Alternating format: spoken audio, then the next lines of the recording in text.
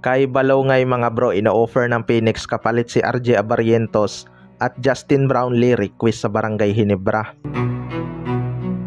So expected ngang may mga mangyayaring trade ngayong off-season mga bro.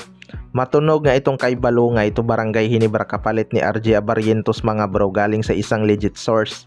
Phoenix nga daw mismo ang nag-offer sa trade na to.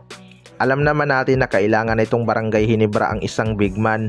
Maganda nga itong pinapakita ni Kay Balongay as big man mga bro. Nagpapakita nga ito ng potensyal na magiging isang magaling na big man ito. May shooting din tong beyond the arc lalo na kapag iniwan ng depensa. Pero kung si RJ Abarrientos ang magiging kapalit mga bro, malabo ang pumayag ang Barangay Ginebra sa trade proposal na yan.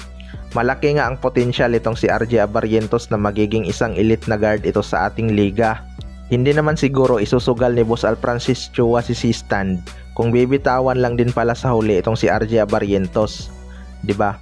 Pero kung si Maverick Ahan Messi at Jeremiah Gray ang kanilang hihingiin na kapalit, baka papayag pa itong Barangay Ginebra.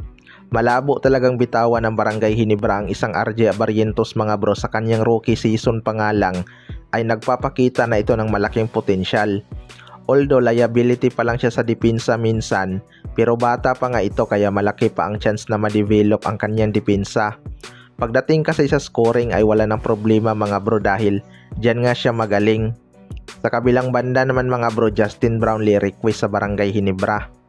Ito ngang si Justin Brownlee ay dumating na sa ating bansa at kasama na ng Gilas Pilipinas mag-ensayo mga bro para sa paparating na Asia Cup qualifiers. Nagpa-surgery nga sa US itong si Justin Brownlee noong na-injured ang kanyang daliri at masaya nga ito na binahagi sa lahat na 100% healthy na siya at successful ang naging operasyon.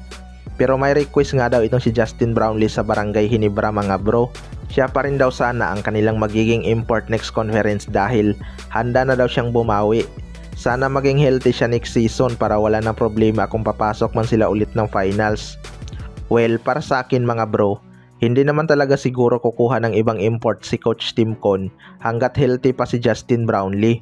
Malaki pa rin kasi ang tiwala ni Coach Tim Con sa kanya. Next season marami nang bagong makakatulong si Justin Brownlee sa kanilang opensa. Kaabang-abang din ang magiging laro ni RJ Abarrientos kapag nandyan si Justin Brownlee dahil magaling ang pumasa itong si RJ Abarrientos. Last season hindi pa nga litaw ang kanilang chemistry dahil bago pa lang sila magkasama. Ngayon nga ay may 2 buwan mahigit sila na magsama sa ensayo para bumuo ng chemistry. Mas magiging mabigat pa ang lineup ng Barangay Ginebra kapag madagdag nila si Calvin Abueva mga bro. Gagaan talaga ang trabaho ni Justin Brownlee kapag nandyan si Calvin Abueva. Kaya abangan na lang natin yan. Kayo mga bro, ano masasabi nyo tungkol dito?